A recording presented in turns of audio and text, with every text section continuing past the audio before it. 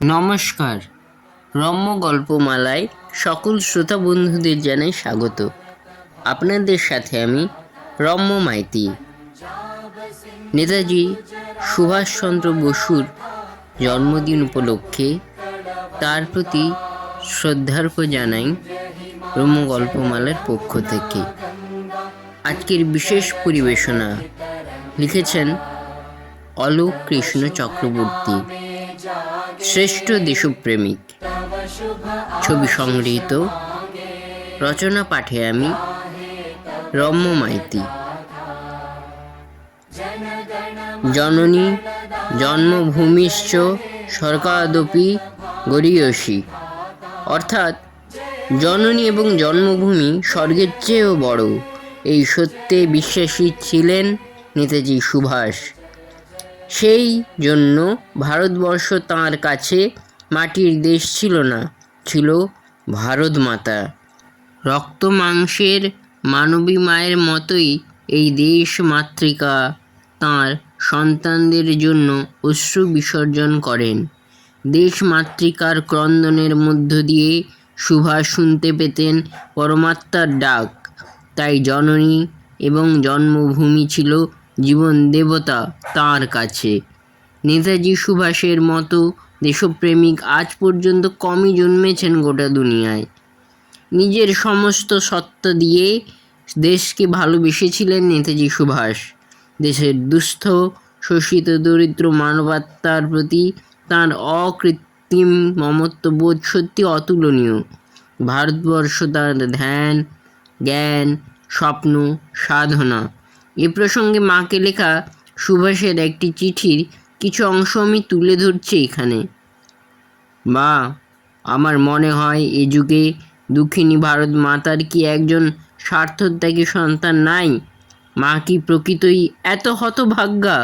হায়, কোথায় সেই প্রাচীন যুগ, কোথায় সেই আর্য বীরকুল, যাহারা ভারত মাতার সেবার জন্য হেলায় এই অমূল্য মানব জীবনটা উৎসর্গ করিতেন?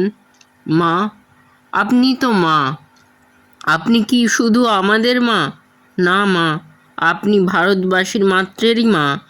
ভারতবাসী যদি আপনার সন্তান হয়, তবে সন্তানদের কষ্ট দেখিলে মার প্রাণ কি কাঁদিয়া ওঠে না? মার প্রাণ কি এতটা নিষ্ঠুর? না, কখনোই হইতে পারে না। মা তো কখনো নিষ্ঠুর হইতে পারে না। তবে সন্তানদের এই শোচনীয় দুরবস্থার সময় মা কি করিয়া স্থির করিয়া বসিয়া আছেন?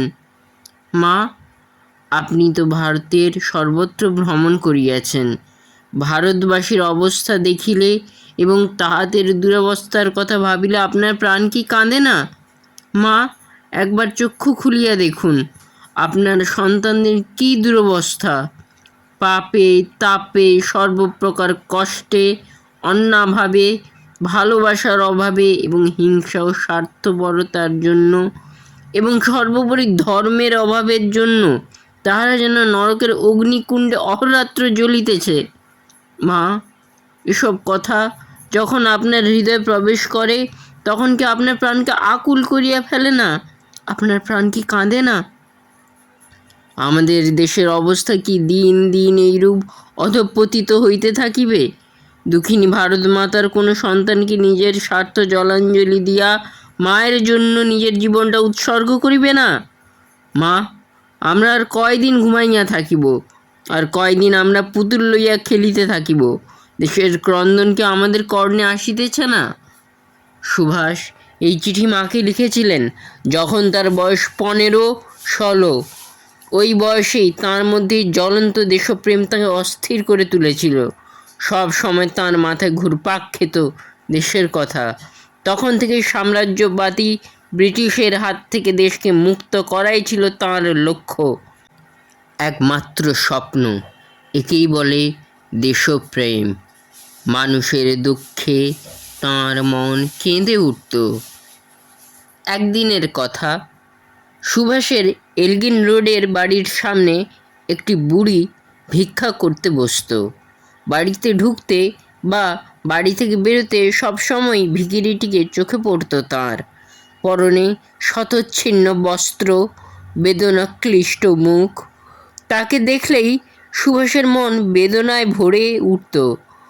ওর অবস্থার সঙ্গে তুলনা করে নিজেকে অপরাধী ভাবতেন ছাত্র সুভাষ। তার মনে হতো তিনি বাস করেন 3 তলা বাড়িতে আরামে, এই বৃদ্ধা ভিখারিটির মাথা গোঁজবার ঠাঁই নেই। সারাদিন ভিক্ষে করে হয়তো পেট ভরে খেতেও পায় না। তাই কলেজে যাতায়াতের জন্য যে ট্রাম ভাড়া সুভাষ বাড়ি থেকে পেতেন তা থেকে 2-4 পয়সা তাকে দিতেন এবং প্রায় দিনই হেঁটে বাড়ি ফিরতেন। গরিব দুঃখীদের দেখলে তার প্রাণ কেঁদে উঠত। তার পকেটে যত পয়সা থাকতো সব তিনি তাদের দিয়ে দিতেন। ছোটবেলা থেকেই সুভাষের জীবনেই মানবপ্রীতি দেখা যায়। তাই কলেরা বসন্ত রোগীদের তিনি সেবা করতেন। সেই সময় কলেরা বসন্ত ছিল মারাত্মক রোগ। এইসব রোগীদের থেকে মানুষ দূরে দূরে থাকতো, কিন্তু সুভাষ তা করতেন না। তিনি এদের সেবা করতেন। তিনি উপলব্ধি করেছিলেন জনসেবার মধ্য দিয়েই দেশের উন্নতি সম্ভব। তাই তাঁর কাছে ছিল জীবন মৃত্যু পায়ের ভৃত্য চিত্ত ভাবনাহীন। সুভাষ আজন্ম দেশপ্রেমিক এবং কর্মযোগী। পৃথিবীতে ভারতের যাতে সুনাম হয় সেদিকে ছিল তাঁর লক্ষ্য। তাই বন্ধু দিলীপ কুমার রায় যখন তাঁর পিতা দ্বিজেন্দ্রলাল রায়ের ভারতবর্ষ গানটি গাইতেন তখন সুভাষের চোখ উজ্জ্বল হয়ে উঠত। গান শেষে ভারতের তমসাবৃত দুঃখরাত্রির চিন্তার বেদনায় ভরে উঠত সুভাষের মুখ। কী করে বন্দিনী ভারত মাতার শৃঙ্খল মোচন করা যায় সেই চিন্তায় ব্যাকুল হয়ে উঠতেন তিনি। তাই তো দুর্গম গিরিকান্তার মরুদুস্তর বারবার অতিক্রম করে তিনি চলে গেলেন বিদেশে। জীবন মৃত্যুকে পাশাপাশি রেখে হাজার ঝড় ঝঞ্ঝা উপেক্ষা করে 7 সমুদ্র 13 নদী পার হয়ে পৌঁছে গেলেন জার্মানিতে। তাঁর মনে তখন অনুরণন তুলছে স্বামীজির বাণী, freedom, freedom is the song of the soul. আর মাথায় অরবিন্দের কথা, আমি চাই তোমরা বড় হয়ে ওঠো, তোমাদের নিজেদের স্বার্থের জন্য নয়, স্বদেশের জন্য, যাতে জগতের অন্য সব স্বাধীন দেশের মাঝে ভারতবর্ষ সগর্বে মাথা তুলে দাঁড়াতে পারে। তোমাদের মধ্যে যারা দিন দরিদ্র, আমি চাই শত দুঃখ দারিদ্র্যের মধ্যেও যেন তারা দেশের সেবা করতে না ভোলে। তোমাদের কাজের মধ্য দিয়েই দেশের উন্নতি, তোমাদের বেদনাতেই দেশের মুক্তি। দেশের মুক্তির জন্য নেতাজি সুভাষ আরাম আনন্দ বিসর্জন দিয়ে দুরন্ত ঘূর্ণির মতো ছুটে বেরিয়েছেন পৃথিবীর এক প্রান্ত থেকে আরেক প্রান্ত পর্যন্ত। সারা দুনিয়ায় এক বিরল দৃষ্টান্ত। শয়নে স্বপনে নিদ্রা জাগরণে তাঁর শুধু একই চিন্তা, ভারত মাতার মুক্তি। তাই তিনি যখন দেখলেন জার্মানিতে থেকে স্বাধীনতা সংগ্রামের অনেক অসুবিধা, তখন তিনি জাপানে যেতে আগ্রহী হন। উদ্দেশ্য দক্ষিণ পূর্ব এশিয়া থেকে স্বাধীনতা সংগ্রাম পরিচালনা করা, কারণ জার্মানি থেকে ভারতের দূরত্ব প্রায় 6000 মাইল। এত দূর থেকে ভারতে প্রবেশ করার চেয়ে কাছ থেকেই প্রবেশ করাটা অনেক সহজ। সিঙ্গাপুর, হংকং, বর্মা সবই তখন জাপানিদের দখলে। এই সব দেশ তখন ভারতের খুবই কাছে। তাছাড়া জাপানও জার্মানির বন্ধু, দুজনেই অক্ষশক্তির শরিক। তাই জাপানের সঙ্গে যোগাযোগ করে নেতাজি নিজের মনের কথা ব্যক্ত করেন। সাড়া পাওয়া গেল জাপানের কাছ থেকে, কিন্তু বাধা এলো জার্মানির কাছ থেকে। জার্মানির সর্বেসর্বা মহাপ্রতাপশালী হিটলার রাজি নন, কারণ বর্তমান যুদ্ধ পরিস্থিতি ওখানে যাবার পক্ষে অনুকূল নয়। জাপান নিজেই জানিয়েছে সে কথা। এই সময় জার্মানি থেকে নেতাজির জাপানে পৌঁছানোর সম্ভাবনা 5% মাত্র। 5 কেন? নেতাজি বললেন, 1% সম্ভাবনা থাকলেও আমি যাব বলে যখন মনস্থির করেছি তখন আমি যাবই। হিটলার কেন, কেউ আমাকে আটকাতে পারবে না, পৃথিবীর কোনো শক্তিই পারবে না। হিটলারের সঙ্গে আলোচনায় বসলেন সুভাষ। অনেক যুক্তি তর্কের পর রাজি হলেন হিটলার। দেশপ্রেমের জ্বলন্ত অগ্নিশিখা, সর্বক্ষণ যার মধ্যে জ্বলে, তাঁকে আটকানো যায় না, না আটকানো সম্ভব। যুদ্ধ পরিস্থিতি জটিল। দ্বিতীয় বিশ্বযুদ্ধের আগুন তখন জলে, স্থলে, অন্তরিক্ষে। তাই জার্মানির কিয়েল বন্দর থেকে আমেরিনে রওনা দিলেন নেতাজি সুভাষ জাপানের উদ্দেশ্যে। মনে তাঁর অনাগত দিনের উজ্জ্বল স্বপ্ন, স্বাধীনতার স্বপ্ন, ভারত মাতার মুক্তির স্বপ্ন। সাবমেরিনে উঠে ডুবে গেলেন নেতাজি গাজের মধ্যে। এদিকে হেলে দুলে চলছে শত্রু জাহাজ সাবমেরিনের কাছ দিয়ে। জলের উপরে জাহাজ আর জলের নিচে সাবমেরিন। শত্রু জাহাজকে ঘায়েল করবার জন্য হাঁক দিলেন সাবমেরিন কমান্ডার, চার্জ টর্পেডো। কিন্তু কন্ট্রোল রুমের একটু ভুলের জন্য টর্পেডো চার্জের পরিবর্তে সাবমেরিনটাই ভেসে উঠল জলের উপর। কি সর্বনাশ! মুহূর্তে শত্রু জাহাজ তার গতি পরিবর্তন করে দ্রুত ছুটে আসতে লাগলো সাবমেরিনের দিকে। এসে গেল খুবই কাছে, সাবমেরিনটাকে ঘিরে ফেললো বলে। কিন্তু না, ধরতে পারল না। ডুবে গেল সাবমেরিনটা জলের নিচে। অবধারিত মৃত্যুর হাত থেকে বেঁচে গেলেন নেতাজি ও সাবমেরিনের সবাই। জীবন মৃত্যু সন্ধিক্ষণে দাঁড়িয়ে সাবমেরিনে সবাই যখন বিচলিত, চিন্তিত, শঙ্কিত, তখনও কিন্তু নেতাজির কোনো ভ্রুক্ষেপ নেই। জন্মভূমির মুক্তি যার উদ্দেশ্য, তার কাছে মৃত্যু অতি তুচ্ছ। জাপানে পৌঁছে গেলেন নেতাজি। কোনো এক সময় জাপানে শিবুসাওয়ারের বাড়িতে থাকাকালে অনেকেই নেতাজিকে নানা রকম উপহার দিয়েছেন। উপহারের মধ্যে একটি তরবারিও ছিল। এর একদিকে খোদাই করা ছিল নেতাজি সুভাষচন্দ্র বোস। ভারত জাপান বন্ধুত্বের নিদর্শন হিসেবে তোয়ামা এই তরবারি আনুষ্ঠানিকভাবে উপহার দিয়েছিলেন। তোয়ামা ছিলেন জাপানের এক বিশিষ্ট রাজনৈতিক নেতা। জাপান থেকে দক্ষিণ পূর্ব এশিয়ায় আসার সময় নেতাজি বললেন, এখন উপহার নেবার সময় নয়, এসব তোমাদের কাছেই থাক। আগে দেশ স্বাধীন হোক, তারপর উপহার নেব। এখন আমার একমাত্র লক্ষ্য দেশের মুক্তি। তরবারিটি অবশ্য পরে পাঠিয়ে দেওয়া হয়। সেটা এখন রাখা আছে কলকাতার নেতাজি ভবনে। জাপানের সবচেয়ে বড় সম্মান হলো order of the rising sun. এই সম্মান সম্রাট হিরোহিতোই দেবার সিদ্ধান্ত নিতেন। রাসবিহারী বসুকে এই সম্মান দিয়েছিলেন জাপ সম্রাট। এই সম্মান সম্রাট হিরোহিতো নেতাজিকে দেবার ইচ্ছা ব্যক্ত করেন। নেতাজি সবিনয়ে সম্রাটের প্রতিনিধিকে বলেছিলেন, আগে আমার দেশ স্বাধীন হোক, ভারত মাতার মুক্তির আগে এইসব নিয়ে আমি চিন্তা ভাবনা করতে চাই না। দেশ স্বাধীন হলে এই সম্মান গ্রহণ করব। আগে আমার দেশের মুক্তি, তারপর অন্য সব।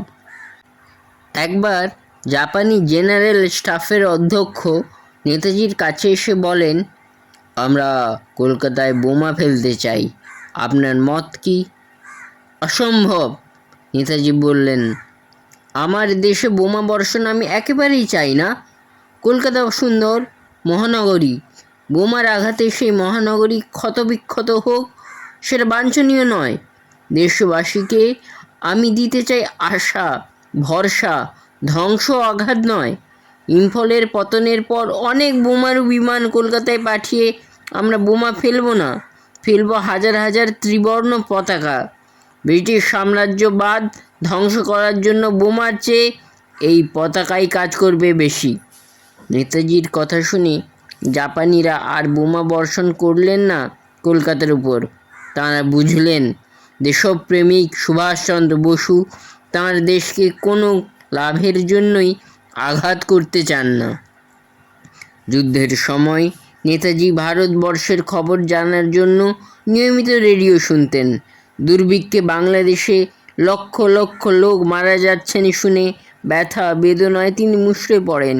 দিন রাত তাঁর মাথায় তখন একই চিন্তা, কী করে তাঁর প্রিয় দেশবাসীকে মৃত্যুর হাত থেকে রক্ষা করা যায়, কী করে তাঁদের মুখে দুটি অন্ন তুলে দেওয়া যায়। বহু চেষ্টা করে স্যাম ও ব্রহ্মদেশ সরকারের কাছ থেকে তিনি 1,00,000 টন চাল কেনেন। তারপর ব্রিটিশ সরকারের কাছে প্রস্তাব পাঠান যে 1,00,000 টন চাল তিনি কলকাতায় পাঠাবেন এবং পাঠানোর সব ব্যবস্থা তিনি নিজেই করবেন। তবে ব্রিটিশদের এই প্রতিশ্রুতি দিতে হবে যে মালবাহী জাহাজ ও নৌকোগুলোকে তারা নিরাপদে ফিরে যেতে দেবে। ব্রিটিশ সরকার এর কোনো জবাবই দিল না। নেতাজি বারবার অনুরোধ করেও কিছু করতে পারলেন না। পারবেন কি করে? ব্রিটিশ তো চায় বাংলাকে জব্দ করতে। এখানেই তো জন্মগ্রহণ করেছেন ক্ষুদিরাম, প্রফুল্ল চাকি, বারীন্দ্র কুমার ঘোষ, মাস্টারদা প্রমুখ বিশিষ্ট বিপ্লবীরা। এরাই তো ব্রিটিশ সাম্রাজ্যের ভিত নড়িয়ে দিয়েছেন। আর সুভাষচন্দ্র বোস তো ব্রিটিশদের পয়লা নম্বর শত্রু। তাঁর জন্যই ব্রিটিশ আজ ডুবতে বসেছে।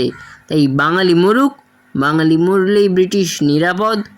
আর একটি ঘটনার কথা বলি। টোকিওতে চলছে গ্রেট এশিয়া সম্মেলন। নেতাজি সুভাষ সেখানে আমন্ত্রিত। হঠাৎ জাপানের প্রধানমন্ত্রী তোজো বললেন, ভারতবর্ষ স্বাধীন হলে সেখানকার সর্বেসর্বা হবেন আমাদের প্রিয় চন্দ্র বোস। সঙ্গে সঙ্গে বাধা দিয়ে নেতাজি বলেন, বন্দিনী ভারত মাতার মুক্তি আমার একমাত্র লক্ষ্য।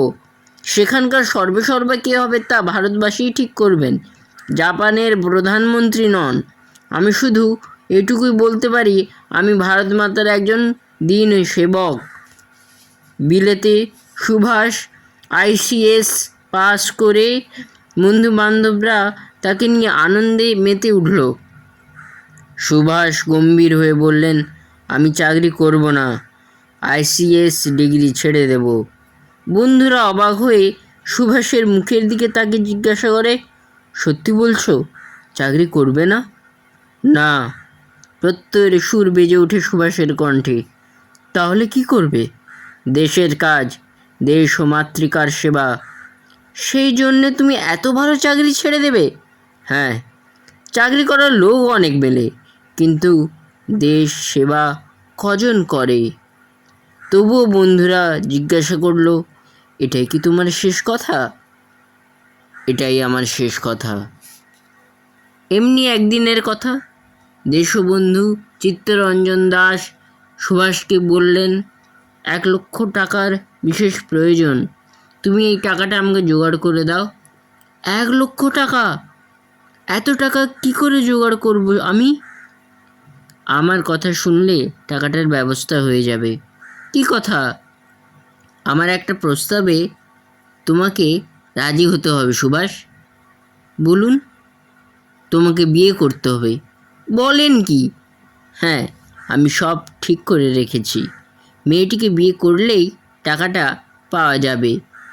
সুভাষের চোখে মুখের চেহারা পাল্টে গেল। গুরুকে কি বলবেন ভেবে উঠতে পারছেন না। ক্ষণিকের নীরবতা ভঙ্গ হলো সুভাষের কথায়।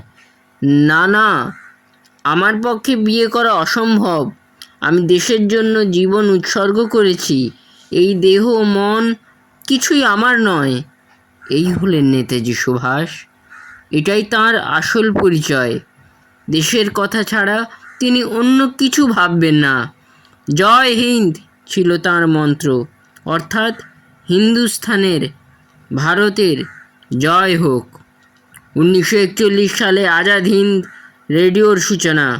প্রথমে জাতীয় সঙ্গীত, তারপরই নেতাজির বক্তৃতা। জয় হিন্দ দিয়ে শুরু এবং জয় হিন্দ দিয়ে শেষ।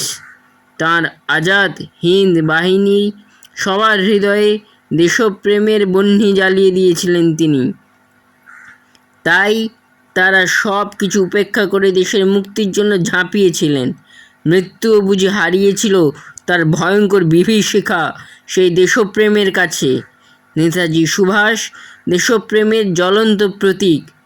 হায়, এরকম মানুষ কি আর জন্মাবে এ দেশে? আমরা কি আর পাবো এই রকম দেশপ্রেমিক? কেমন লাগলো আজকের এই বিশেষ রচনা? কমেন্ট বক্সে অবশ্যই লিখে জানান। রচনাটি ভালো লাগলে পৌঁছে দিন সকলের ঘরে ঘরে। নেতাজির বার্তা স্বামীজির বার্তা তথা স্বদেশ মাতার প্রতি অকুণ্ঠ ভালোবাসার কথা। সকলে ব্রহ্মগল্পমালার পাশে থাকুন। এ ধরনের নিত্য নতুন নানা স্বাদের গল্প, কবিতা, প্রাসঙ্গিক রচনা নিয়ে হাজির হব আপনাদের সাথে। পাশে থাকুন। ধন্যবাদ।